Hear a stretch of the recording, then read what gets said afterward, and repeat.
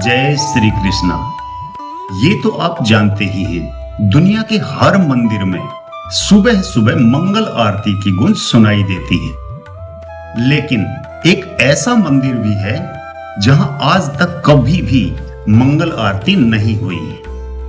आप ठीक सुन रहे हो भक्तों, मैं बात कर रहा हूं वृंदावन के बांके बिहारी मंदिर की।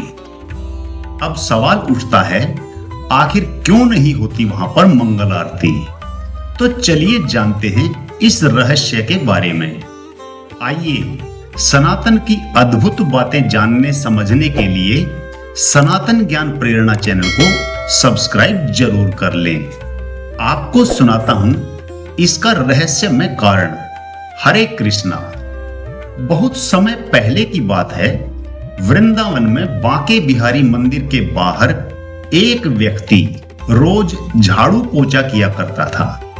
वो पूरे आंगन की सफाई रखता, दिन रात सेवा में लगा रहता, वहीं खाता वहीं सोता और हर आगंतुक को हरे कृष्णा कहकर नमस्कार करता। उसकी दिनचर्या में भक्ति ही श्वास बन चुकी थी। कोई उसे लालू ग्वाला कहकर पुकारता तो कोई नंदन ग्वाला कहकर पुकारता था। एक दिन मंदिर के पुजारी ने सोचा, यह व्यक्ति इतना समर्पित है, ठाकुर जी की सेवा में हमेशा तत्पर रहता है, तो क्यों न इसे मंदिर की कोई जिम्मेदारी दे दी जाए। पुजारी ने उसे बुलाया और पूछा, भाई एक काम करोगे? उसने तुरंत कहा, यदि ठाकुर जी का काम होगा तो जरूर करूंगा। क्या काम है वो बताइए। पुजारी बोले, मंदिर की गाय हैं, उन्हें सुबह जंगल में चराने ले जाओ और शाम को वापस ले आना। उसने गंभीर होकर पूछा, ये गाय किसकी हैं? पुजारी ने कहा, ये गाय ठाकुर जी की ही हैं। भक्त ने हाथ जोड़कर कहा, यदि ठाकुर जी की सेवा है तो यह कार्य मेरा सौभाग्य है। पुजारी ने कहा, कल से सेवा शुरू कर देना, भोजन जंगल में तुम्हारे पास पहुंच जाया करेगा।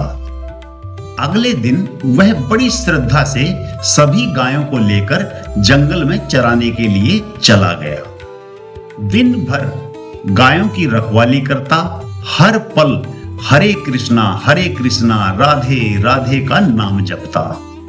वह इतना तल्लीन रहता कि समय का भी उसे भान नहीं रहता था। हर दोपहर उसके पास कोई ना कोई भोजन लेकर पहुंच जाता था। लेकिन एक दिन कोई भी भोजन लेकर नहीं आया। दोपहर से ज्यादा का वक्त हो गया, सूरज ढलने लगा। भूख से व्याकुल होकर उसने सोचा, शायद आज पुजारी जी भोजन भेजना भूल गए होंगे, या जो भेजने वाला है वो किसी काम में व्यस्त होगा, नहीं आ पाया होगा। उसे बड़ी चिंता हुई कि भूखा भले ही रहूं, पर गायों को छोड़कर तो मैं जा नहीं सकता। शाम तक तो यहीं रहना ही होगा, भले ही भूखा रहना पड़े। वह मन ही मन यही सोच रहा था कि अचानक पीछे से एक मधुर आवाज आई, अरे ग्वाले आजा, अपना भोजन कर ले। उसने पीछे मुड़कर देखा,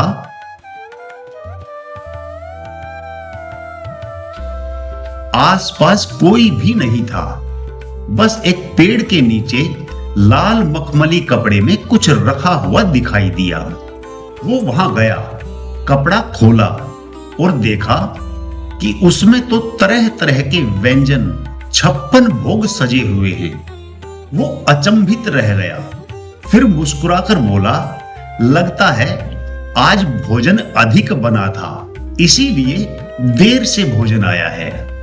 पर मन में कहीं एक भाव उठा, क्या स्वयं ठाकुर जी ही मेरे लिए यह भोजन तो नहीं लाए हैं? वह अत्यंत प्रेम और कृतज्ञता से वह प्रसाद खाने लगा।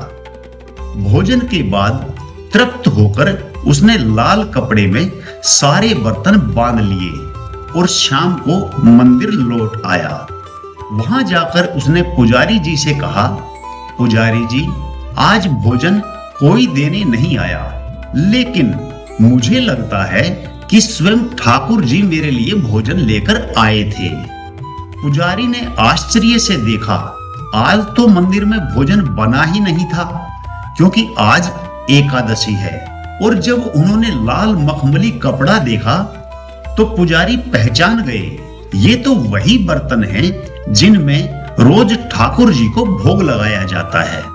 पुजारी जी की आंखें भर आई। पुजारी जी ने सोचा, आज तो ठाकुर जी ने स्वयं अपने भक्त को भोजन दिया है। उन्होंने उस भक्त को प्रणाम किया और कहा, भैया, आज से तुम मंदिर में ही सेवा करो। अब से रात की चौकीदारी तुम्हारी जिम्मेदारी होगी। भक्त ने कहा, जैसा आदेश। रात आई, मंदिर के द्वार बंद हुए और वह चौकसी में लग गया। आधी रात का समय था। अचानक मंदिर के भीतर से कोमल घंटियों की ध्वनि आने लगी। भक्त ने देखा, स्वयं बांके बिहारी जी बाहर निकल रहे हैं। भक्त ने हाथ जोड़कर उन्हें रोक लिया। ठाकुर जी, आप बाहर नहीं जा सकते। मुझे पुजारी ने आदेश दिया है कि कोई भी अंदर बाहर नहीं आ जा सकता। ठाकुर जी मुस्कुराए और बोले, भैया, मुझे निधि वन जाना है। मैं सदियों से रात में वहां जाता आया हूं। भक्त बोला, माफ करें ठाकुर जी, लेकिन जब तक पुजारी जी अनुमति नहीं देंगे, मैं किसी को भी आने जाने नहीं दूंगा। ठाकुर जी ने देखा, उनका यह भक्त निष्ठावान भी है और प्रेम से भरा हुआ भी है। उन्होंने स्नेह से कहा, तो चलो, तुम भी मेरे साथ चलो। वहां कुछ देर रहेंगे, फिर साथ ही लौट आएंगे। भक्त मान गया। दोनों साथ निधि वन पहुंचे। ठाकुर जी अंदर गए और भक्त बाहर बैठकर पहरा देने लगा। रात बीती, अब भोर होने लगी। भक्त ने पुकारा, ठाकुर जी, चलिए, मंदिर खुलने का समय हो गया है। कुछ ही क्षणों बाद ठाकुर जी बाहर आए और बोले, चलो भैया, वापस चलते हैं। दोनों मंदिर लौट आए। ठाकुर जी अंदर चले गए। भक्त बाहर पहरा देने में फिर से लग गया। थोड़ी देर में सुबह होने वाली थी। पुजारी जी और कुछ लोग मंदिर पहुंचे। मंगल आरती का समय हो रहा था। जैसे ही पुजारी अंदर जाने लगे, भक्त ने उन्हें रोक लिया। रुकिए पुजारी जी, अभी अंदर नहीं जाना है। पुजारी जी ने कहा, क्यों भाई, मंगल आरती का समय हो गया है। भक्त बोला, देखिए, अभी ठाकुर जी विश्राम कर रहे हैं।